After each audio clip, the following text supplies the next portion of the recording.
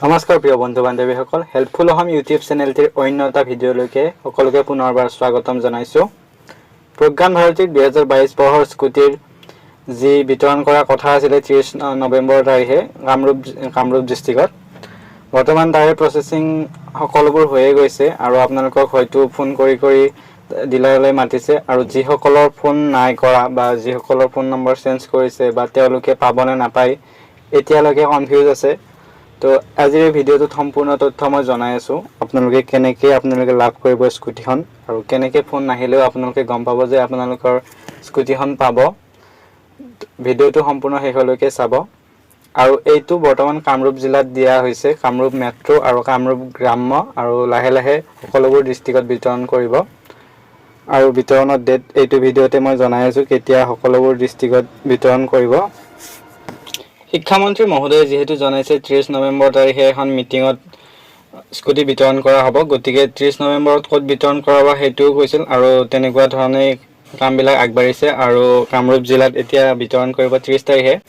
আৰু যদি আপোনালোক কামৰূপ জিলাৰ হয় বা কামৰূপ মেট্ৰ' বা গ্ৰাম্যৰ হয়, তেতিয়াহ'লে আপোনালোকে যদি ফোন অহা নাই এতিয়ালৈকে আপোনালোকৰ মোবাইলত বা আপোনালোকৰ মোবাইল নম্বৰ যিটো আছিলে দিয়া সেইটো চেঞ্জ কৰিছে, তো আপোনালোকে কেনেকৈ গম পাব যে আপোনালোকে স্কুটিখন লাভ কৰিব নে নাপায়।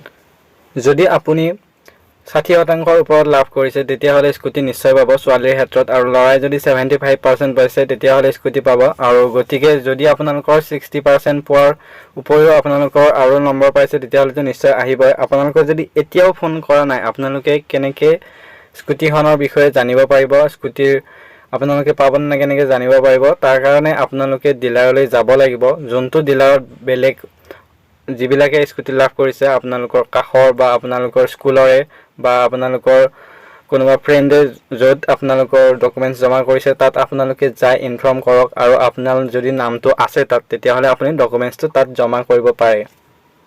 যিহেতু 30 নৱেম্বৰত মিটিং দিয়া হৈছে আৰু তাত বিতৰণ কৰিব অফিচিয়েলি শিক্ষামন্ত্ৰী মহোদয়ে 2খন বা 3খন স্কুটি বিতৰণ কৰিব, গতিকে আপোনালোকে সেই মিটিংখনলৈকেও যাব যিসকলে 60%ৰ ওপৰত লাভ কৰিছে। আৰু আপোনালোকৰ যদি এতিয়াও ফোন অহা নাই আপোনালোকে ডিলাৰত খবৰ কৰক, আৰু ডিলাৰে যদি আপোনালোকৰ নথি পত্ৰসমূহ জমা লয় বা ডিলাৰত যদি আপোনালোকৰ নাম আছে তেন্তে আপোনালোকে নথি পত্ৰ তাত জমা কৰি 30 তাৰিখে আপোনালোকে স্কুটিখন লাভ কৰিব পাৰিব। কামৰূপ জিলাৰ আপোনালোকে ডিলাৰত গৈ খবৰ কৰি আপোনালোকৰ ডকুমেণ্টছখিনি তাত জমা কৰিব, আৰু আপোনালোকে ডকুমেণ্টছ লগত নিব লাগিব আধাৰ কাৰ্ড, পান কাৰ্ড, আৰু তাৰপিছত আপোনালোকৰ হাই ছেকেণ্ডেৰীৰ মাৰ্কশ্বিট আৰু আপোনালোকৰ চাৰ্টিফিকেটখন নিব লাগিব। তাৰপিছত আপোনালোকৰ দেউতাৰ বা মাৰ এখন আধাৰ কাৰ্ড তাত নিব লাগিব, আৰু আপোনালোকে তাত গৈ আপোনালোকৰ নামটো তাত চাই আপোনালোকে ফোন নম্বৰ এটা আপডেট কৰি থৈ আহিব পাৰে। আৰু আপোনালোকে 30 তাৰিখে নিশ্চয় সভালৈ যাব, আৰু সভাত তাতে কি কয় আপোনালোকে নিশ্চয় গম পাব। আৰু অসমৰ বাকী যিবিলাক ডিষ্ট্ৰিক্ট হয় সেইবিলাকত ফেব্ৰুৱাৰী মাহৰ আগত আপোনালোকে স্কুটি লাভ কৰিব।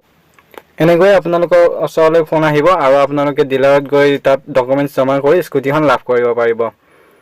ভিডিঅ'টো চোৱাৰ বাবে ধন্যবাদ।